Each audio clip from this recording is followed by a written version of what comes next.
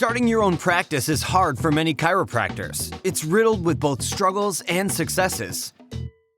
But here at the Chiropractic Philanthropist, we make it easy by having chiropreneurs and entrepreneurs share their struggles and lessons learned in life and business so that you don't have to make the same mistakes. And now here's your host, Dr. Ed Osborne.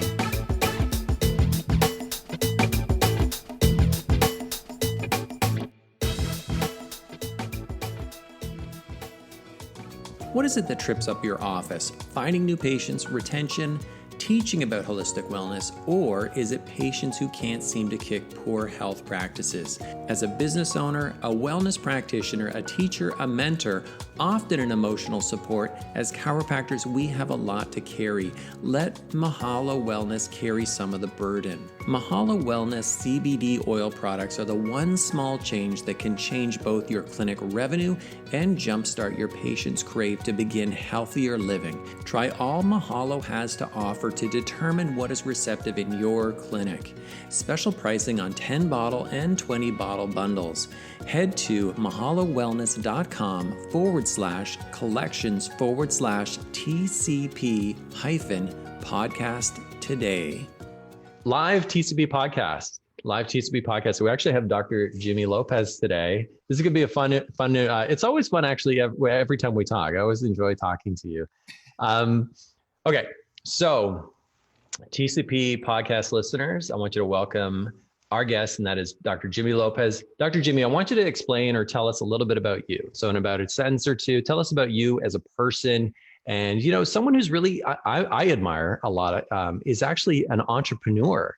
And so tell us a little bit about you, and then we'll get into the conversation. Very passionate. Love that. And then when people say that word entrepreneur, I had to correct myself with this the other day, because that's what I thought I was. But I'd lean more towards like artist, creator with an entrepreneurial mindset. Because I'm also the type of person that will dive into everything and seemingly get nothing done. So I need people like you to direct me and help me. So that's where we're at. Everything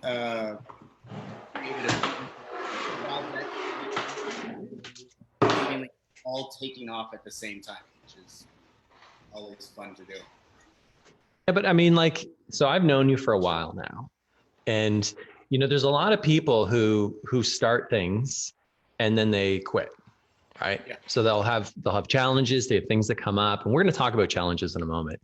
And they just quit. They go, well, you know what, man, this is too hard. But you know, there's something, and again, I do admire this about you. Is like, look, you're never someone who goes like, this is too hard. You're always someone who says, no, I can find a way to make this work. And I mean, we'll get into the challenges later, but isn't that true? That is true. I mean, I've never really looked at anything as it was funny. So literally yesterday, we just signed like this really big deal. So it was like for our first one, what this potentially has to do. And like my business partner, my girlfriend, like, dude, that's awesome. Like, so now what? I'm like, I'm on my way to the office. And they're like, okay, but aren't you excited about that? I was like, yeah, I got a patient in like 5 minutes. We'll deal with it like later on. It's because I never, whether it's like something that is obtained or something that has challenged me from getting something or actually getting it. Like I don't get emotional or on one way or the other. It's like, I expect that to happen. So I've laid the groundwork. I put the time in. So yes, we should be signing those deals. And then if it's not, then it's okay. Then I expect not to sign them because something came up. So we just need to figure out what that is. So I try to just stay as even keeled as I can about it and just not get upset one way or the other, or excited. I try not to get excited about it. Well, here's something I can say is like, I've always found like you have a really good balance between heart and head. Like you're just like, you're very heart centered, very soulful, yet then you have this real, logical, pragmatic aspect about you too. So I really, at least this has been my experience. So I appreciate it. Thank you. so let's get into the conversation. We've learned a little bit about you. And one of the things that we love to drop inside of these interviews is some words of meaning. So it could be a quote, it could be affirmation, it could be a personal quote. Maybe you could quote yourself. What are some words that you would love to drop on Docsters today? Oh, yeah. Just it, along with that same lines we were talking about is, and I forget who said it, but this too shall pass. That is probably just something that I live by, like on a daily basis. And that goes with everything from what could be perceived as amazing or great happening to something tragic or that would challenge me. So that's probably the biggest thing for me is this too shall pass. Like it's just got to be right now. Nothing that happens today, whether that be good or bad, can affect you tomorrow, as long as you don't let it. So that's a big one for me. Yeah. It's, what's surprising is I think that's out of 300 and some interviews, that's probably the first time someone's used that quote. So it's interesting too, because I think I've seen that 2 or 3 times on Instagram and Facebook. So lately, so it's definitely something that's trending right now. I would say is a lot of people are thinking about that. Okay. We always like to talk about like times of challenge. I always like to say, chiropractors, we all eat the shit sandwich at some point in our life or business. So I'd love for you if you could share with us like a time where you had a challenge, like what you learned from that experience, and then how you apply it to your life or your business today. 2 times it's happened, and that's probably been financially. I remember the first time where thought that it was a really good idea to venture out with a business partner and start our own office, and we had no freaking idea what we were doing. And it really came down to, I remember we made the decision to call our parents. We were 28 years old, and we had to just let them know, like, all right, we're gonna give this all that we got, but we're gonna probably have to come home. So is it okay, number one, that we come home and fail? So as amazing as I sat in the office while he had that phone call, he sat there while I had that phone call, and it was just this like this weight was lifted off. Didn't make anything emotionally any better. I remember I went to the bank trying to see if I had anything left. Found out they were like, oh, I had this like small check that was cash. And went in, they said I had another account, and it was like $230 in there. And I just remember walking out, sitting in my car and crying, realizing that at least I had some food to eat for the next couple of days before anything happened. So that was one of those, because there was really nothing else at the moment that we could do. We weren't going to be able to afford rent or any bills. So it's not that we could go out and screen and hustle and bring in new patients at that moment and wait for the insurance check 30 days later. Like we'd already exercised what we could. Like this was just it.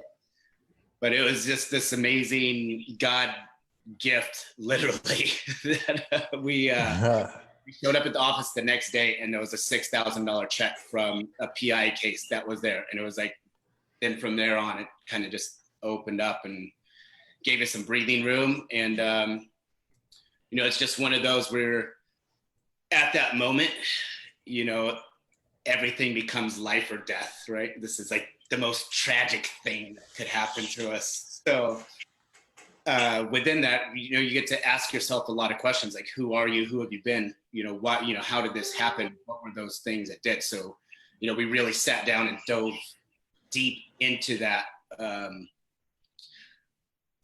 really found out like who we were as partners, who we were as friends, who we were as professionals, and just asked all those questions. Who were we as family members, friends, because we had to really look at everywhere that we were being and how we allowed this moment to come up on us. So that was it. Really got us in tune, and opened up my communication on a different level with people after that. So I mean, how many years ago was that? How long ago was that? That was like 2010, 2011. Okay. So like 8-9 years ago. Yeah. 8-9 years ago. And if you were to say like if we, on a scale of like freshness, like how like when you start to talk about it, do you still feel it, or is it like, it's like you're kind of past it now? Oh no, I feel it. It's so funny is I just had, yeah, I definitely feel it, because I'm also not the best at when it comes to money. I'm not to me, it's just something, doesn't really define. So I don't really have like this grasp on things like that as far as like keeping it around, securing it, investing it. I do better now because I have people that help me with it. But as far as me, you don't want any advice on finances ever. But it's, I appreciate that, because I don't let anything like that ever like come into like my space, you can say. A lot of my friends will attest to that. They know that that's not me. But yeah, it burns. I think about it all the time, especially like I'm one of those that now I've learned from a couple of people, like I follow those things closely, even though I have other people managing them. Like I really pay attention to them like on a daily basis. It's allowed me a better communication and relationship with them. And then for me to always sit back like every 30 days and reevaluate like what has been going on, what have I been doing with it, what has it been doing for me. So that's still a challenge. It's still one of my higher values as far as things that I feel is lacking, and something that I continue to work on, or, you know, enroll myself into people that are, you know, to help me with that. Even now talking about, like you're asking me about that, I'm getting really uncomfortable with it. I definitely find the same thing. Like, I mean, when I've had those types of, and I hope that like our listeners are really experiencing this too, or really taking from this, is that it's okay that we have these experiences and they can still be pretty raw, because it acts as a reminder of like what the struggles are that we've had and where we were and how far we've come. I kind of like this in just pulling from the conversation as well, that, you know, I kind of think that in some ways it serves to be unattached to money. You know what I mean? Because it allows you to invest freely to get to what the ultimate results are that you want to have in your business. Yeah, you know, and that term invest for me means a lot of different things when it comes to money. So, like now, for example, like I chose to move into this like ridiculous place down in the city. The view is absolutely amazing. The price point to pay anything like that is just stupid, to be honest with you. But when I look at it for myself, it is probably because I've envisioned it for so long of where I wanted to live. Like that investment to me, as far as like where I live, like I've been so much more productive, because now it's like when I wake up, it's from a moment like I truly appreciate the place that I live in. I truly appreciate writing that check to pay for it. I love having people over. You know, it's one of those things, like I love coming home and working in my office now, you know, that I've been able to create that extra space for. And it just allows me to be so much more like present and energetic and appreciative, you know, with that. And then on the other side of that, people will talk about like investing, like your money always has to work for you, which I get that. And I also think there's that component of investing into yourself with, you know, what does that look like to spend time with people? Those things, like being social, like my friends, my family, and social things are like really important to me. Like I thrive off that energy. I have these type of conversations like when I'm out. So like to go out and for some people to be like, oh, you're wasting money doing that. To me, that's an investment in being out and, learning and communicating and having those opportunities to spend time with, friends and family. So you just got to kind of put it in perspective, what investing means to you and where you're going to put your time and money into that. And I mean, that brings us full circle to what's really cool that you're doing right now, which is, healing flower and CBD. And this is something that I find is, and I kind of titled this as like the fad, right? But it isn't. I mean, this has been around for a long, CBD has been used for a long time. It's just, it's more become more commercialized, I'll say, in just like the last little bit. So how did you get interested in this, and how did you even get into this endeavor? So a really good friend of mine started a biodynamic skincare company. Time's flying by now, so you got to look back. So it's probably been like 4 years ago now. How long have we been working together? Almost over a year. Yeah, it's over a year. So then prior to that, so yeah, about 4 years now.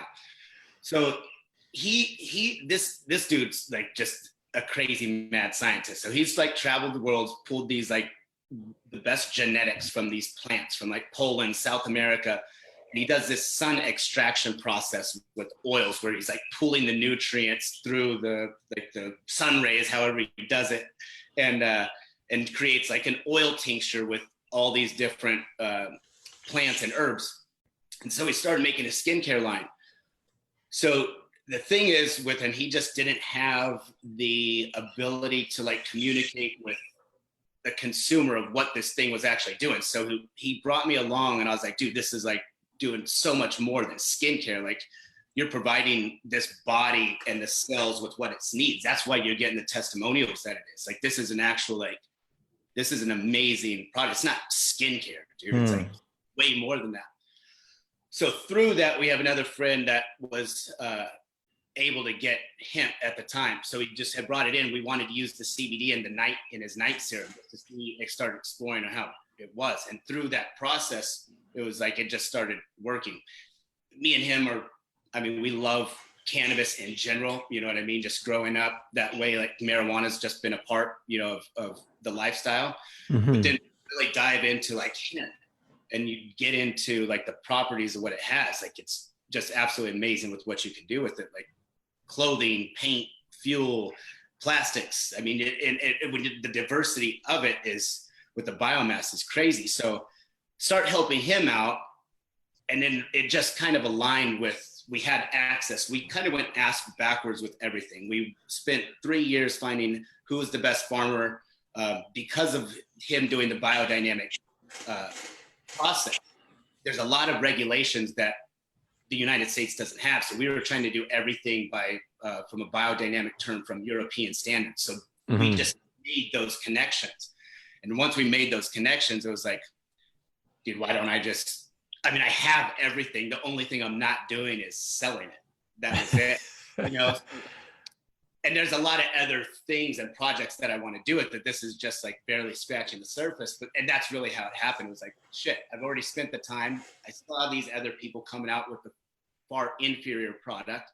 I saw that there was no transparency. There was no education around it. People are getting really confused about what hemp is, what CBD is. They're calling it, marijuana. They're thinking they can get high from it. Even the people that are regulating the whole deal, are still confused, and it's tied into this legal vernacular that is just stupid. You know, when you compare the two together and how people try to put them and combine them under the same roof.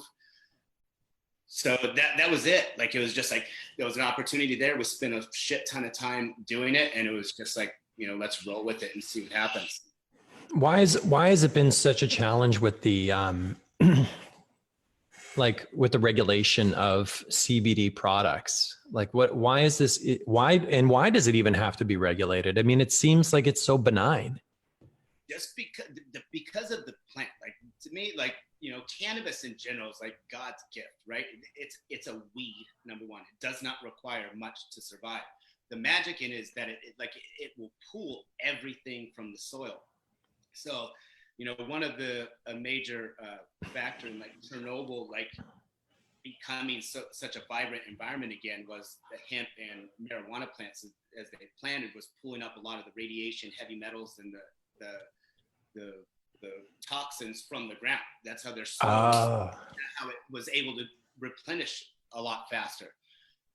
So the challenge is that when you have a plant that is like that, that's taking everything up, and there's no regulatory body to determine where it's coming from, are there herbicides and pesticides in it, are there heavy metals in it, where has it been grown, and then you have people that don't know anything about it, and then Mama Joe's telling hey, you should try CBD because you can't sleep, and not knowing anything about it, and someone goes and buys it thinking that they're going to sleep better.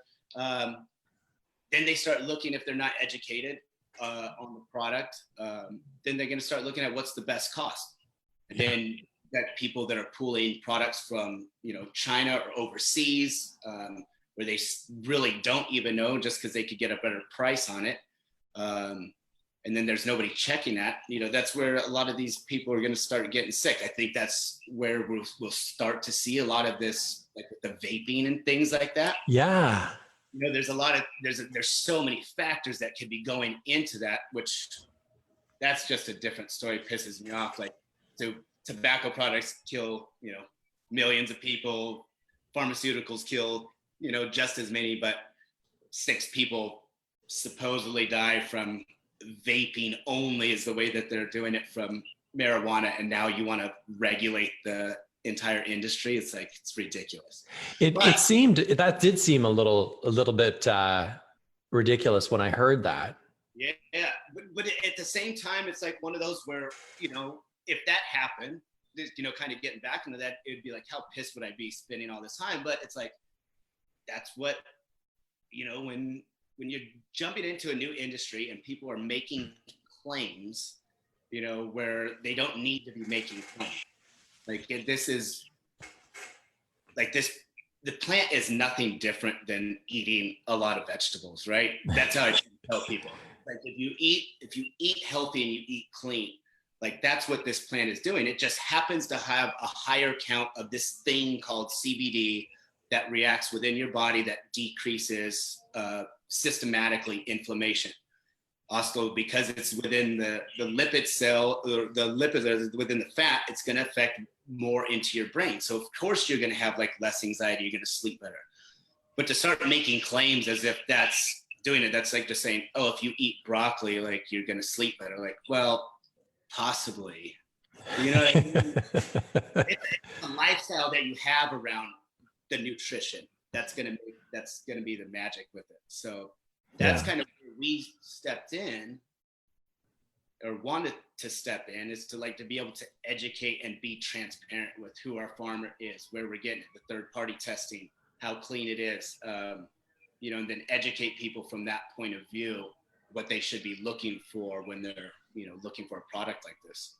Yeah. Well, I mean, in Canada, it's a completely different game now with, it's regulated by I guess it's the federal government, and Canada Health, is that federal? Yeah. And I mean, it used to be just here in Victoria, you've been here to Victoria, and there's a dispensary on every corner, and there was just kind of like gray area, and everyone just kind of like police just ignored it, and everyone ignored it as long as it was within the city limits. And then all of a sudden it was regulated through Health Canada.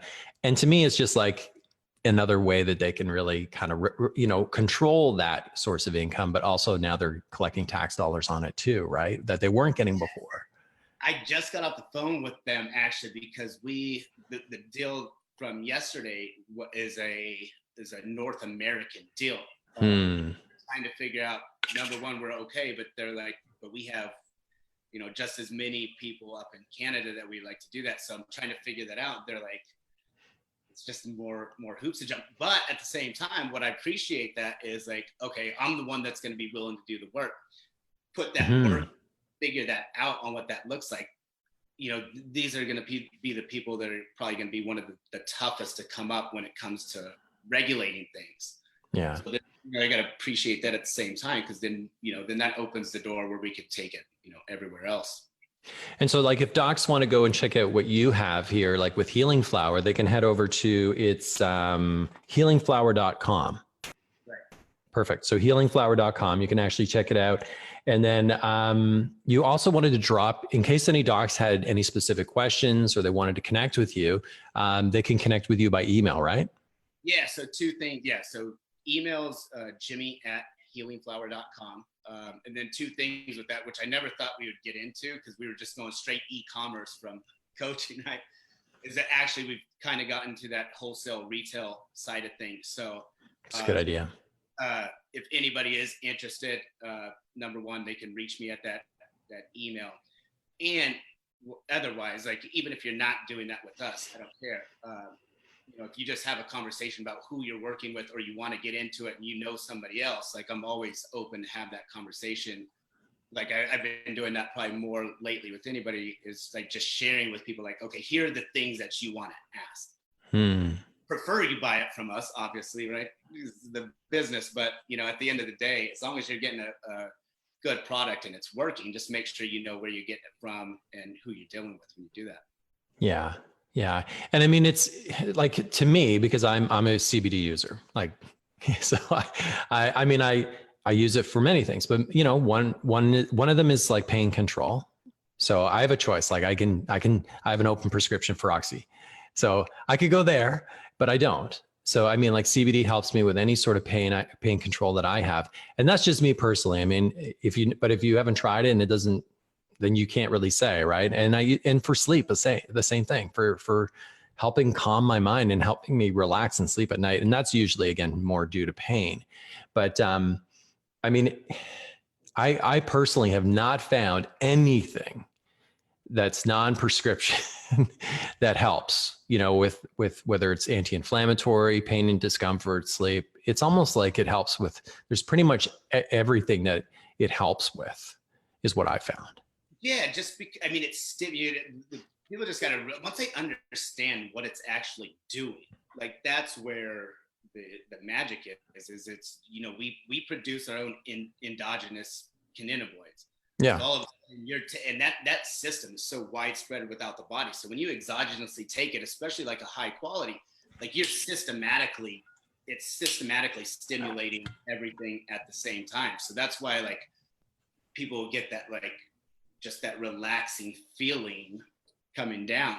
You mean it's just like, no, that's how you're supposed to feel. You're supposed to feel relaxed. Anyone who knows it, yeah. Like I always tell people, like, you see those people who sit there that are jerking their knee around or tapping it?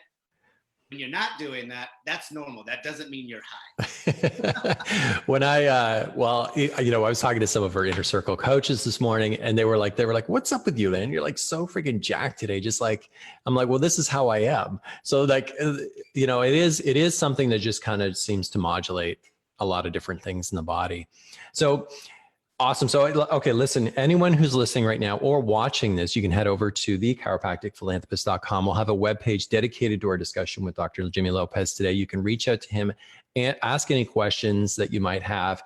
If you're considering having CBD as part of your services or something that you would like to extend to your patients, then it's certainly a conversation you can open with him as well. Now, we're going to head over to the Back to the Future. Okay, so this is where I put you in the time machine. You ready? Oh. Okay, so I'm gonna put you in the TCP Time Machine. I'm gonna send you back to a younger version of yourself. Okay. Now, this is right after you graduated chiropractic college. So you have all the life experience and the knowledge you have today. You meet that younger self. What would you say to that younger self? Oh, damn, that's a really good question. What do I say to him? You know what I do? This is what I do. I slap him in the face and I say, knock that shit off. And he'll know what I'm talking about. I think, and that would be it. Don't stress and don't worry, and just make sure that you are setting yourself up on a daily basis to take massive action, like whatever that is, even if it's like one thing. It doesn't have to be hustling all freaking day. Just make sure that every single day that you're doing at least one thing to make yourself better. That would be That would be one. So That'd be I want that time machine. Have a nice long conversation with that person. I sit down with them, have a drink. Okay. So at this point in the podcast, I've always done this. So I'm going to change this up on you. So this is not in the interview flow that I sent you. I've never done this before with anyone on my podcast. Okay. You ready for this? Got it. Okay. You're going to have to follow these instructions very, very carefully. So we're going to call this a TCP Speed Round. Okay. So I'm going to ask you a question and you're going to answer that question with one word as fast as you can. I'm going to ask you 10 questions. You ready? Go. Okay. I've never done this before. You ready? Yeah. Okay. Okay. Tom Cruise or Val Kilmer? Val Kilmer. What's your favorite author? Who's your favorite author? Depop. Sunrise or sunset? Sunset. Favorite food? Tacos. Favorite alcoholic drink? Mezcal. I knew that one. Boxers or briefs? Briefs. Lunch or brunch? Oh, lunch. Neuro or musculoskeletal? Neuro. Okay. Favorite swear word? Fuck. Favorite TV show? Oh, Seinfeld. And your last one is mustache or beard? Beard. You don't want to see it. Awesome. And you have completed the first speed round on TCP podcast. I'm going to steal that one. That is a good one. I like that. Okay. And I think actually you are doing something like similar to that on your podcast. So Dude, I came up with all those questions from what you sent me. Yeah. So, very similar, where it's just kind of just going to like start firing them off, like, you know, I mean, different depth levels or in different like areas of life. But yeah, just start firing them off. And that's what we'll do. And so as soon as your podcast is ready to launch, we'll add that inside of the bio here. So you can go and check out Dr. Jimmy on his audio podcast when it launches as well. I want to thank you so much for being part of TCP podcast today. I got to jump on an inner circle call. Everyone's waiting for us right now. But yeah, thank you so much for giving back today. No, appreciate it. Thank you. God bless everybody. So you've heard the struggles, you've heard the successes, and this episode is done. But there's still so much more to come and so much more to learn.